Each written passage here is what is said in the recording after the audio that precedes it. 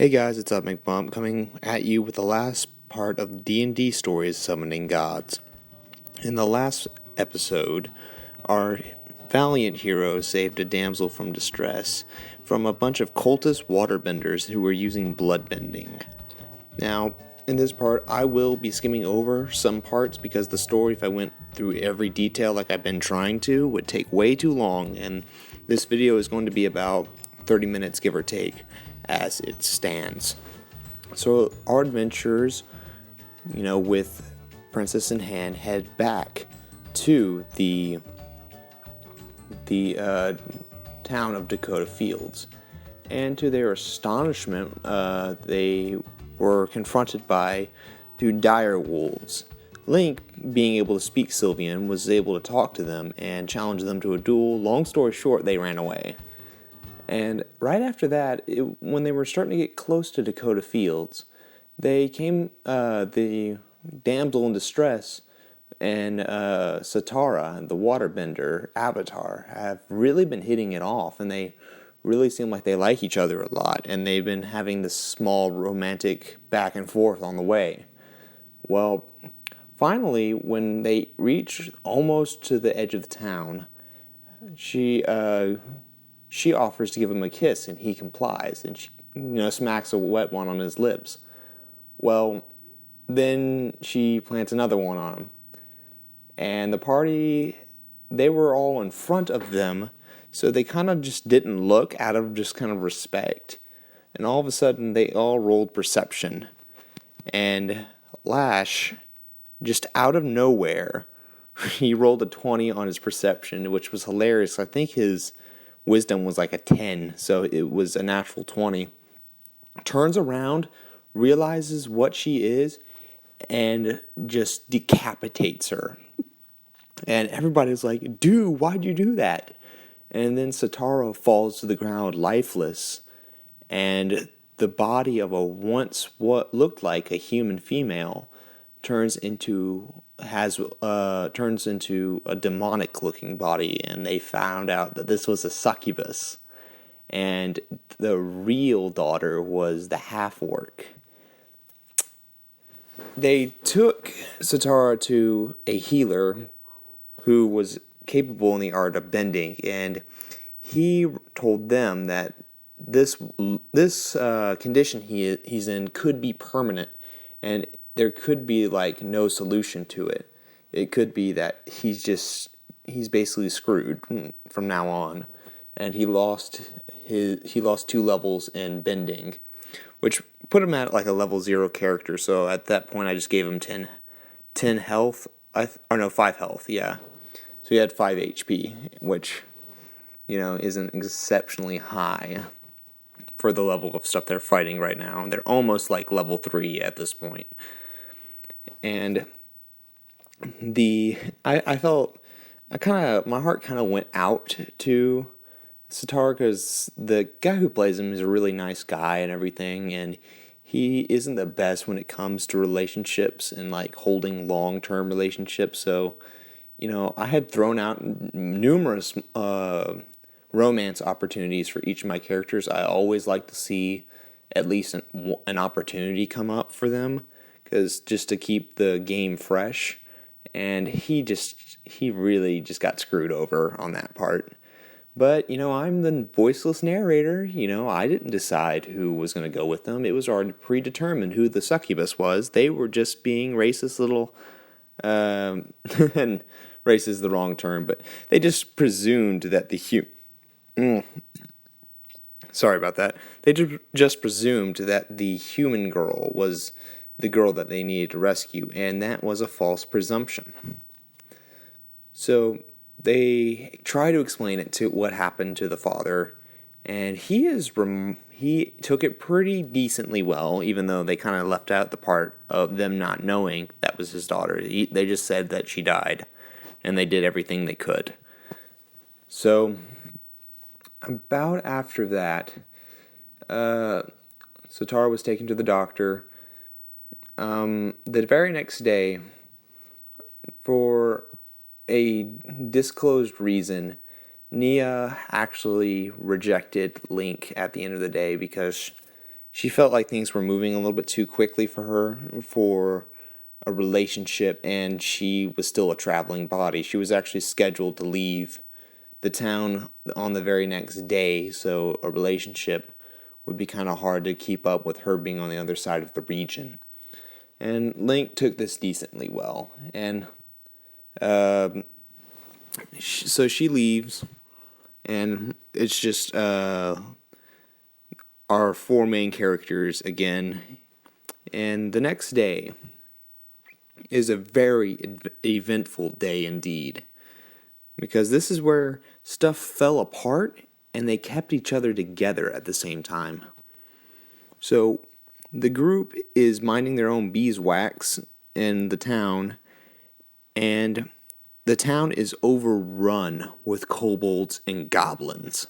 Like, we're talking, it looks like several battalions attacked the town, and the town, everyone's going everywhere. They run over to the museum. The museum's been ransacked. All the special, like, enchanted items and stuff are gone. There's nothing. So they see Arcana, and he said, a small band of kobolds stole all the magical items from him, beat him up, and then ran off. And he pointed in the general direction. He said, "You guys run. Ilya is going to handle this," which was the half-elf from earlier with the two shields.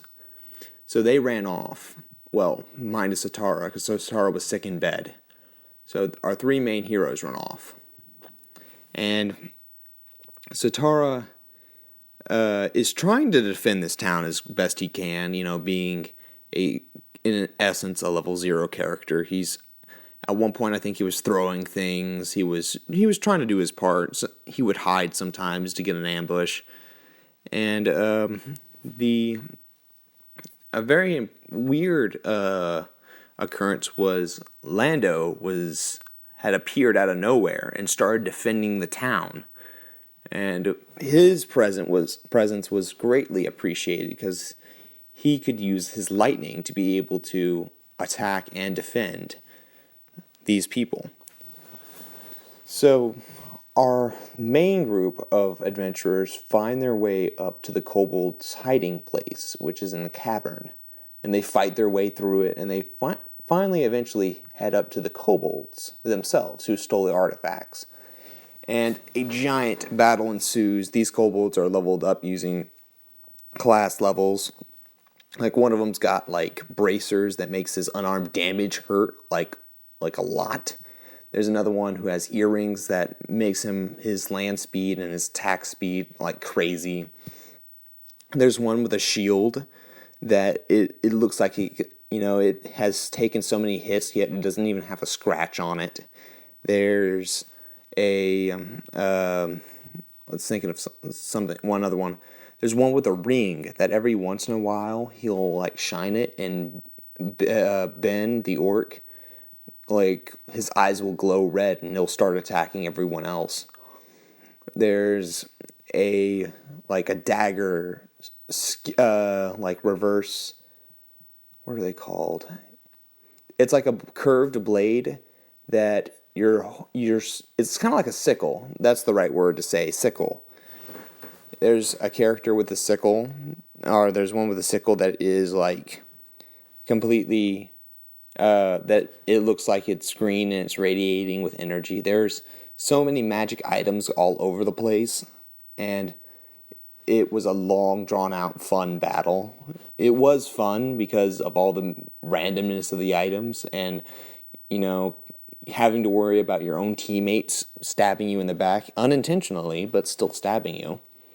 And eventually it got to a point where all the items were held by one kobold, and the party realized that when these items were wielded by the same user, their abilities were boosted. He didn't have all of them. I think he was missing he didn't have the shield. Someone picked up, I think it was Link that had the shield at that point. He killed the kobold that had it and took it. But the kobold's putting up a great fight, and eventually this fighting ends with the kobold on the ground, and he's speaking something in Elvish, and Link was able to understand him, and basically what the kobold was saying is the only reason he did this was because of the attack on his town, which the party is responsible for, but they weren't going to mention that in his presence. And he basically called for a peace meeting. So our party complied, and they led him back to town. And on their way out, they saw a figure of Orkana who requested all the magic items back. So the group is about to comply, and out of nowhere, they see a bolt of lightning shoot the back of Orkana. And they look up and they think that Lando has just murdered him. Like he's finally finished the job. But they later find out that wasn't Orkana, and it was revealed from Satara that's not Orkana, that was a kobold with the last magic artifact, because there was one missing. And that magic artifact was a feather that lets you transform into any being that you wish. It's like a polymorph spell almost. So they were thankful for that, because that guy was going to end up killing them all. But the peaceful kobold still wanted to be peaceful. And they found a way to be able to revive all the kobolds later, just so you know how that little story ends, because we're never coming back to that. Their little arc is basically done. Alright, so in the meanwhile, let's see what happened from there. In the meanwhile, I think Link took most of the magic items for himself and ran back to town using the super speed with his wolf. Everyone else was stuck to walking on foot. Lando stayed with them to go back to town, presumably because his little sister was still in town.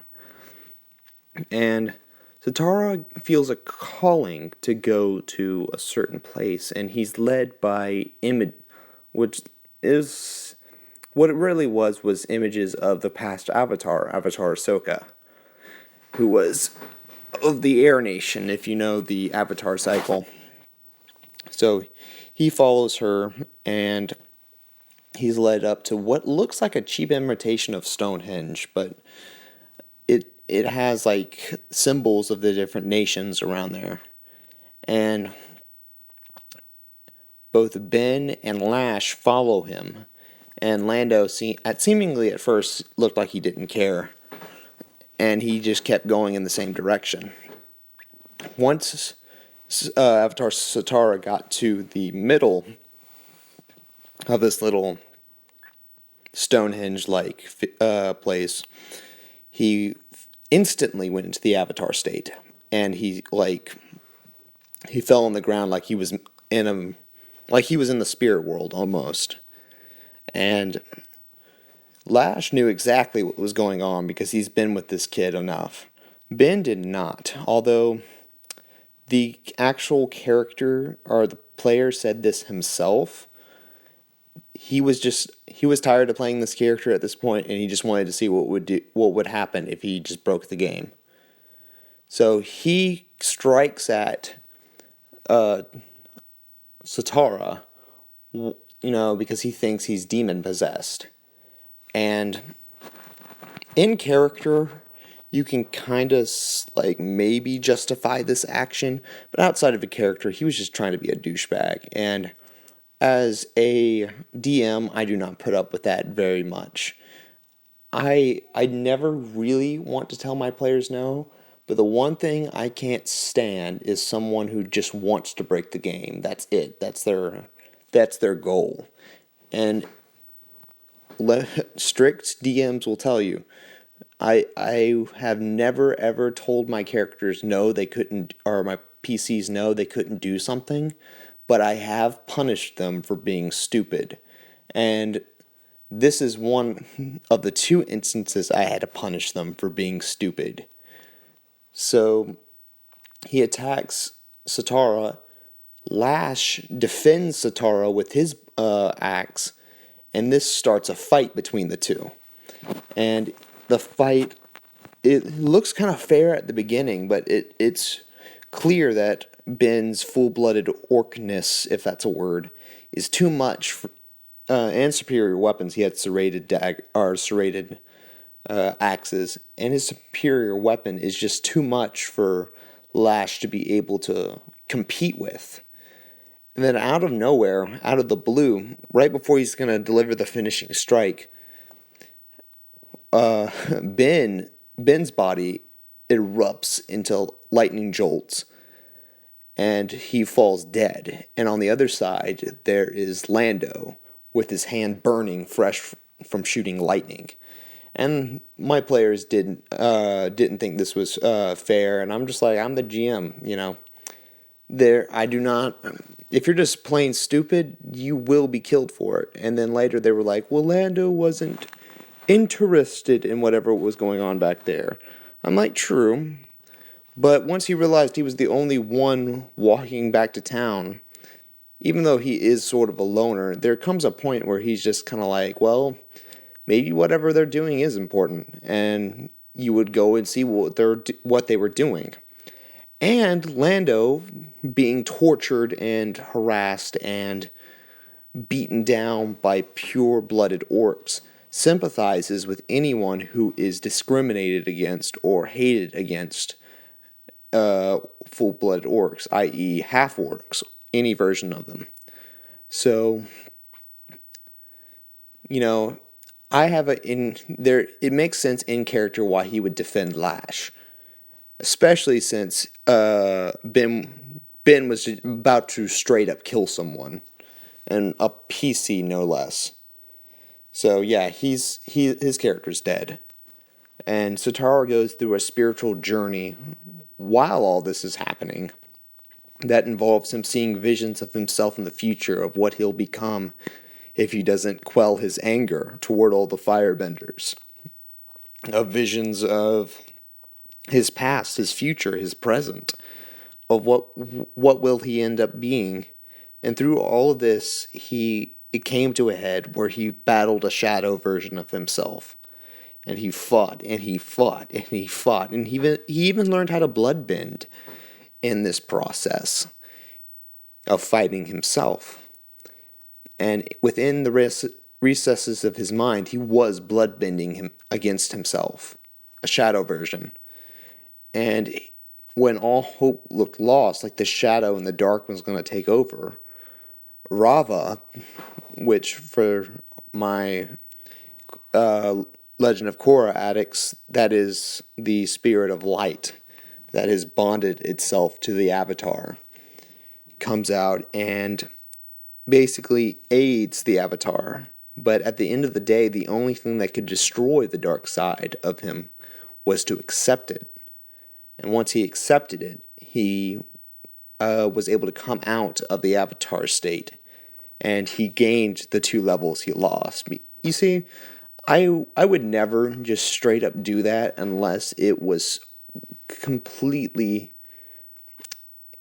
Hold on, let me rephrase that. I will harshly punish my PCs just to keep them on their toes, because there are mean, nasty things out in the world of D&D. But at the same time, I do offer chance for redemption. And you might be like, wondering, where's Ben's chance of redemption? I'm about to tell you his chance of redemption. Meanwhile, in D&D version of Hell, we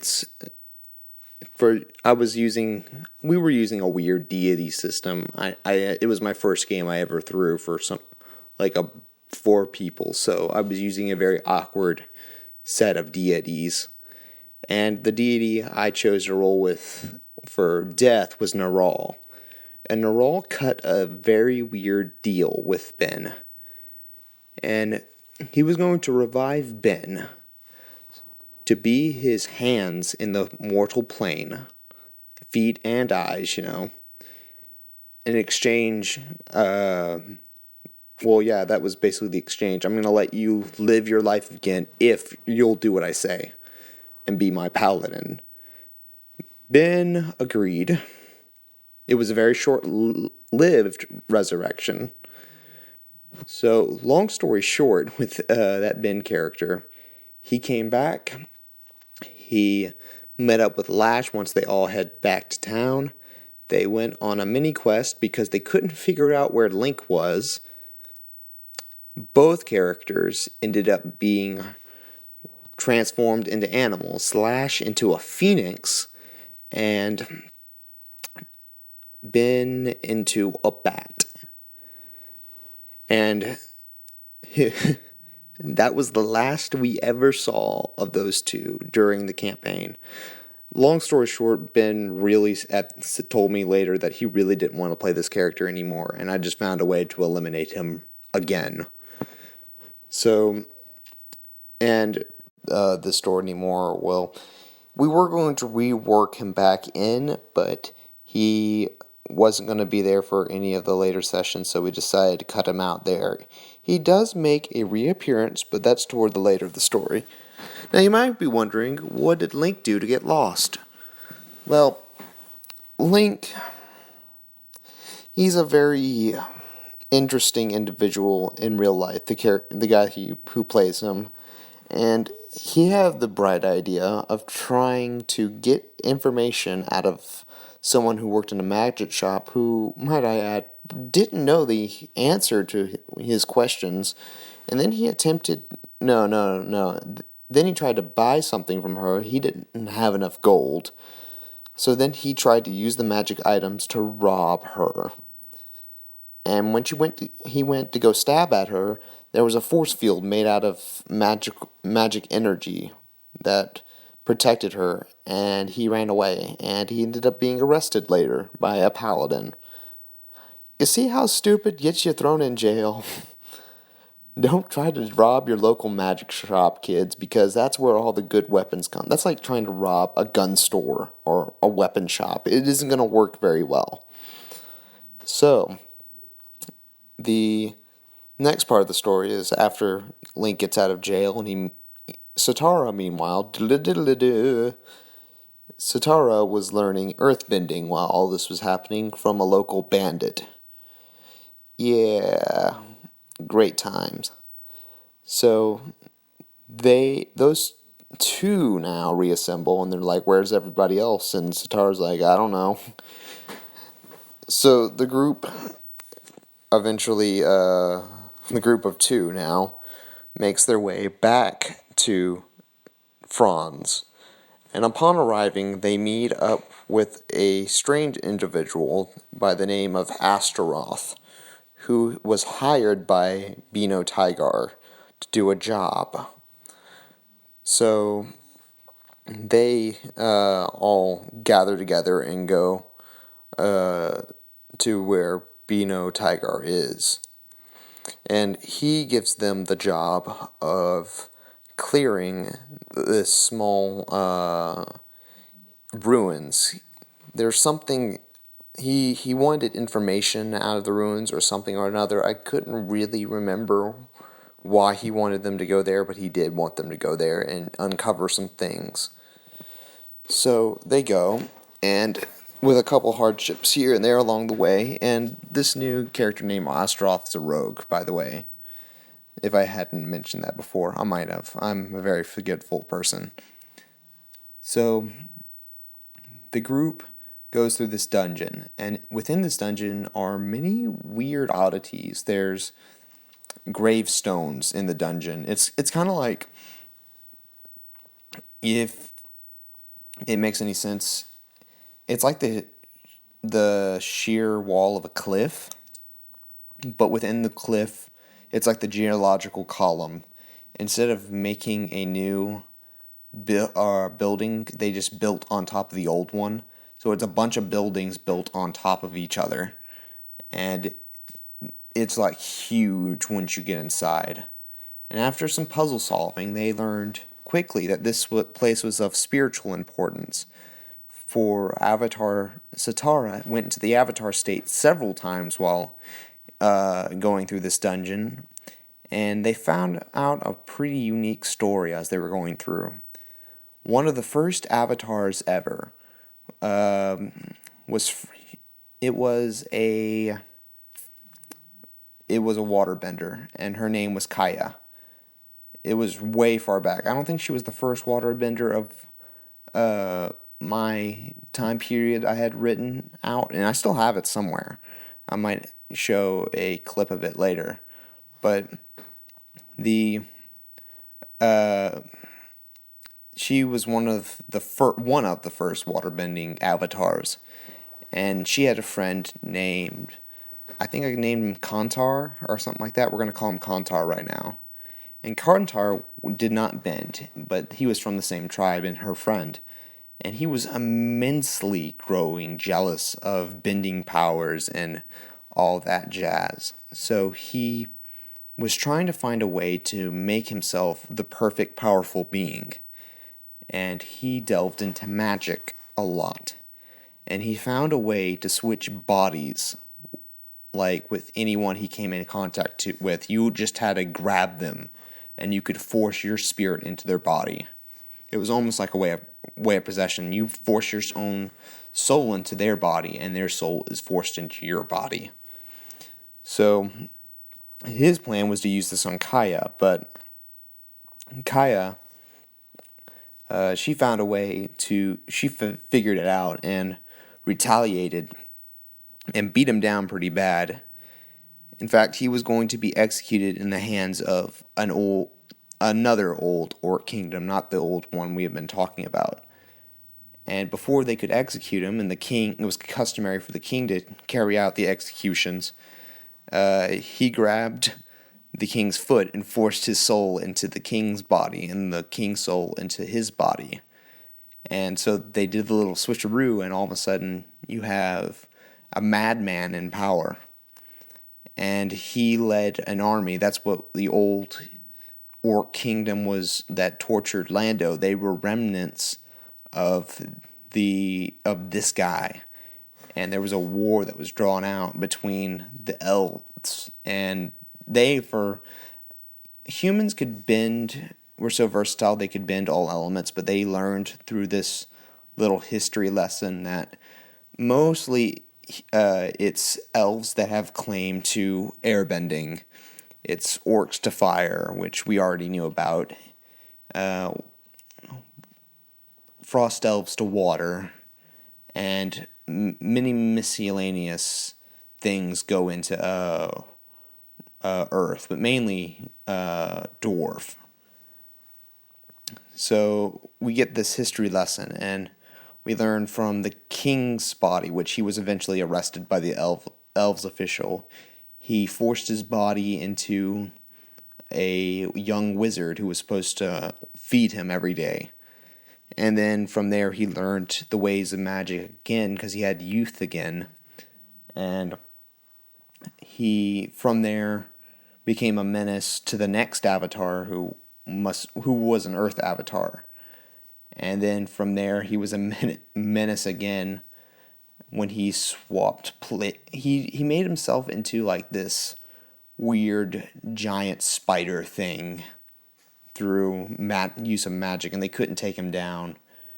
In fact, a god had to come down to smite him because he was tearing everything up.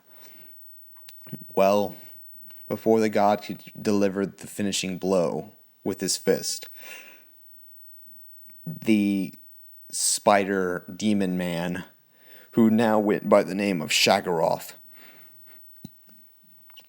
latched onto the god and forced his soul into the god's body, and the god's soul into the giant spider monster's body. And with the body, he got the spark. And for those of you that don't know, a spark is what makes a god, basically. And then the new god, Shagaroth, smote the spider monster, and he started a larger reign of terror. He would jump in and out of the mortal plane a lot, but he was to a point where he knew no one could beat him on the mortal plane. In fact, the next avatar, who was, at that point, it would have to be a firebender, had to learn how to deal with him, and he couldn't figure out a way. So shamans used their special shaman powers and abilities to create 6 magical artifacts. Wait, math. 7. 7 technically, I believe. Let's see, there was the ring. And if you haven't caught up yet, the artifacts they were delivering earlier are the magic artifacts. We have the ring, we have the feather that lets you transform to anyone, we have the dagger, we have, or the sickle, we have the earrings, the shield, the unbreakable shield. Let's see what else. And the bands, the power bands. And there's one more, but that one isn't technically a part of the group. It was there's lore to this, which I would go into, but this video is already way past 30 minutes by now. So they learned those were the artifacts. And so the group is thinking, all right, there has to be a rhyme or reason to this, because they've been fighting enemies that resemble the parts of the story that they were going through the tower. Like they had just finished off fighting a giant spider.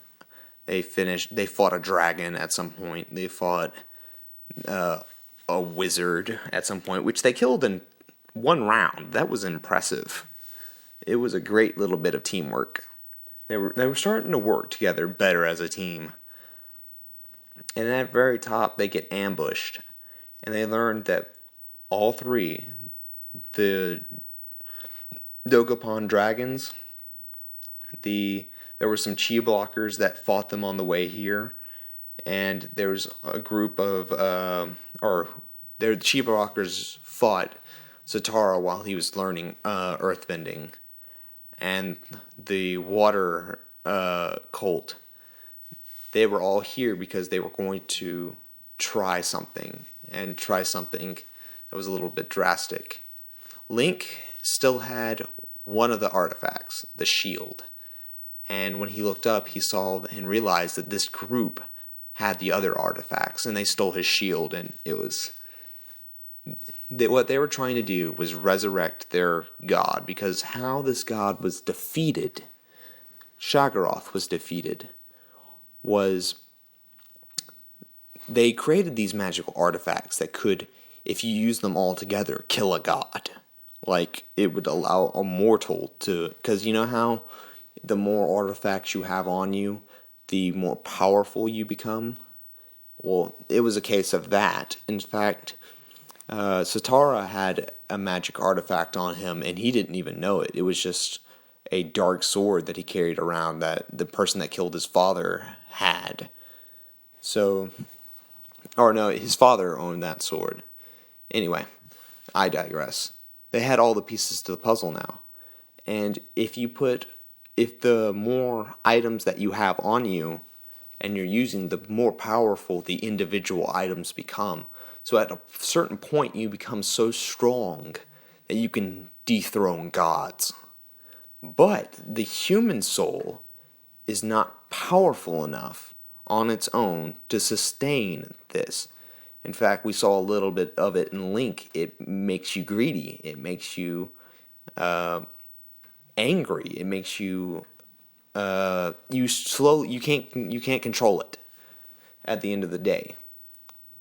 And the only soul they could find that was strong enough to wield it all was a dragon's soul. But again, dragons are arrogant. Dragons are prideful. Dragons are, they already almost have the powers of a god. They're a god among men.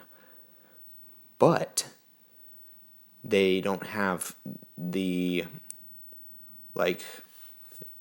restraint to keep it going. So they found the fire avatar's friend, who was half dragon, half man, and his soul was half and half. So his soul was able to take on all the abilities, and he's the one who dethroned Shagaroth. He killed him and took his spark, And then the gods,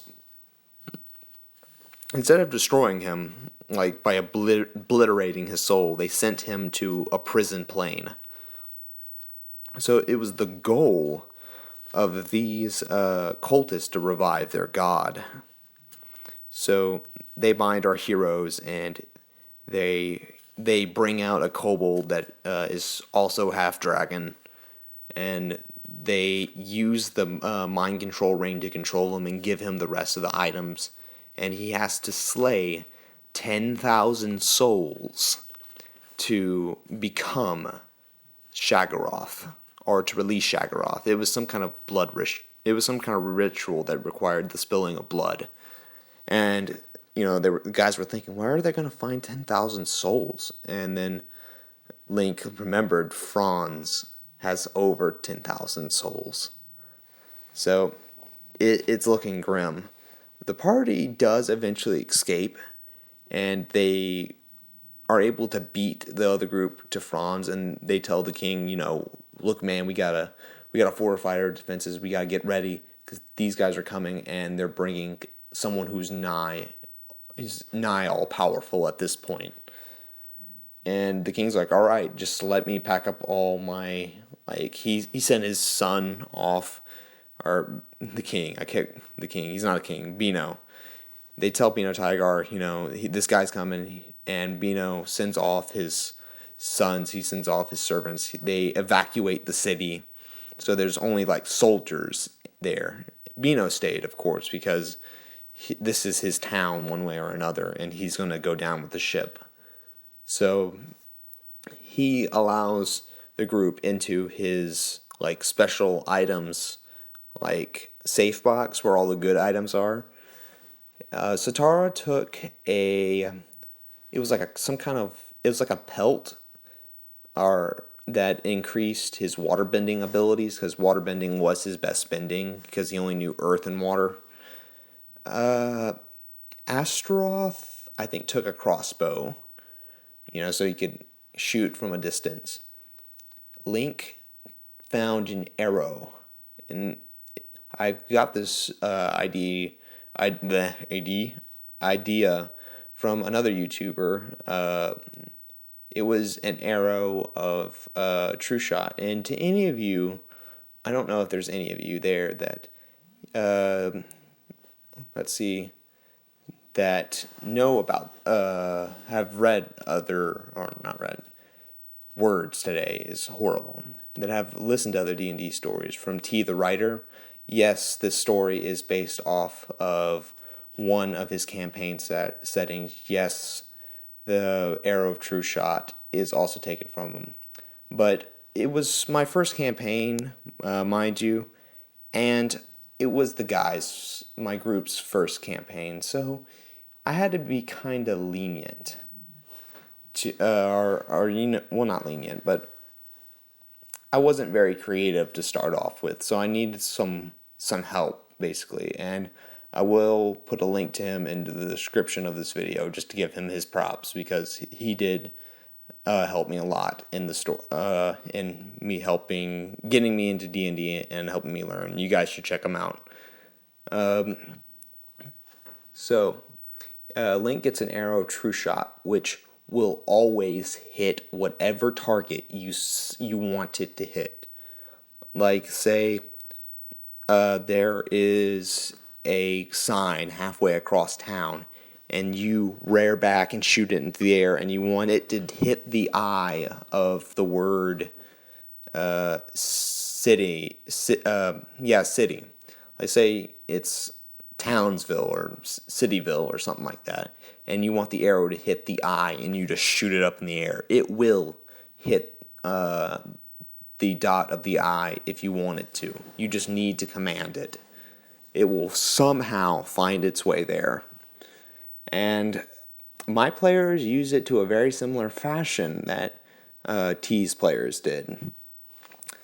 So the battle starts up, and they're looking outnumbered, and they're trying to fight off everyone they can. And toward the end of the battle, they see the half kobold with all the magical items, and before they can kill him, he just got some kind of magic chant and brings up from the like grounds of Franz, like it shakes, and from the earth sprouts up an undead green dragon, and the dragon ends up eating the half kobold dragon, and the group kind of guessed that Shagaroth is possessing this dragon to try to,